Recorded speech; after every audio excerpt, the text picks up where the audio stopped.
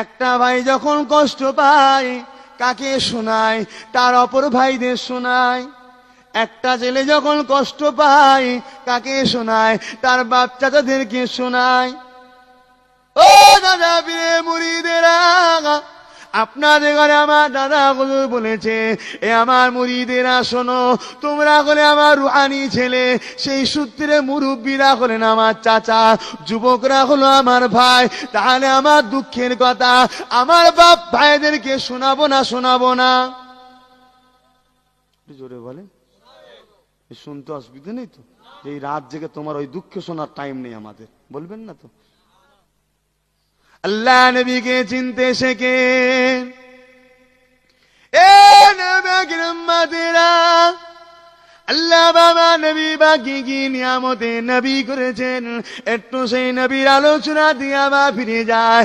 আম্মা আমেনা বলতে লাগলে, প্রতিটা নারীর গর্ভে সন্তান থাকলে ওই নারীদের পেটটা বড় হয়, কিন্তু আমি আমেনা আমার শিশু নবীকে নিয়েছিলাম, কোনোদিন আমার পেট বাড়ে না।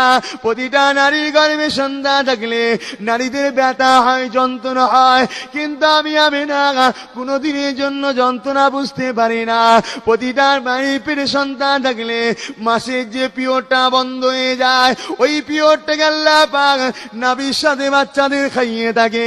কিন্তু আমি না বলতে লেগেছে, আমার বাচ্চা আমার গর্ভে ছিল, কোনোদিনের জন্য আমি না আমার পিরিয়ড বন্ধ হয় না, অর্থাৎ এই না পাক রক্তটাকে আল্লাহ পাক আমার নবী পাককে খাওয়াই না। সেই নবী পাক মিলাদ হচ্ছে, সেই নবী পাকের উম্মত আপনারা। এই নবী পাককে ভালোবাসলে আল্লাহর জান্নাত পাওয়া যায়। একটু ভালোবাসেন, একটু মহব্বত করেন, প্যার করেন।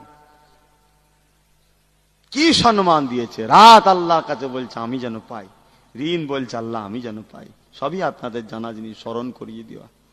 আল্লাহ উভয়ের মঞ্জুর করে সবে সাদেকের সময় পাঠালেন। আম্মা জান আমেনা বলছেন, আমার তখন গর্ভে সন্তান আছে, আমাকে তো জিবরাইল বলে গেছিল বাচ্চা যেন কষ্ট না পায়। এ জানেন তো? আম্মা জান আমেনার কাছে জিবরাইল সাল্লাম এসেছিলেন, এ জানেন না?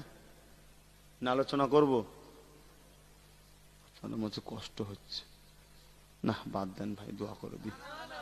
এত ঝিমিয়ে আছেন কেন? যে কটা আছেন একটু মজবুত থাকেন, তবে তো আমাকে ভালো লাগবে। না আপনাদের ঘুম ঝিমানো দেখে তো আমাকেও ঘুম ধরে যাবে, আমি তো একটা মানুষ। আপনারা তো এক রাত জাগবেন, আমি 7 মাস জাগবো। তাহলে একটু শাশুদ দেন।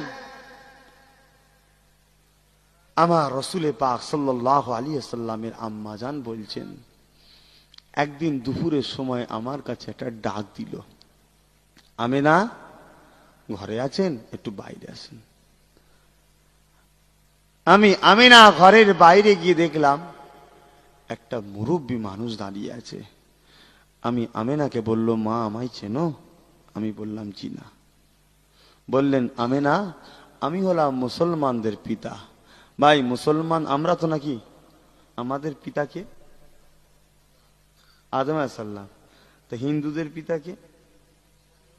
তা আমি জিজ্ঞেস করছি মুসলমানদের পিতা আদম আলাইহিস সালাম তো সবার পিতা। হযরতে নবী ইব্রাহিম খলিলুল্লাহ আমাদের মুসলমানদের স্পেশাল, আর সবার জন্য আদম নবী। আদম নবী তো আমাদেরও পিতা, সবার পিতা, জাতির পিতা, মানব জাতির পিতা। তা আমার আম্মা জান আমিনার কাছে কে এসেছে? ইব্রাহিম খলিলুল্লাহ এসেছে। আপনার আমার মায়ের কাছে ইব্রাহিম নবী এসেছিল তো ভাই? কি গো এসেছিল? তাহলে নবীও মানুষ আমরাও মানুষ, দুটো সমান না আলাদা? এক বললে কি হবে? কাফের হবে। বিবি থাকলে 3 তালাক, সব সমেত জাহান্নাম, কোনো ওয়েটিং ফেটিং নেই, একদম কনফার্ম রিজার্ভেশন টিকিট, যাও জাহান্নামে ঢুকে যাও। যাবেন জাহান্নামে?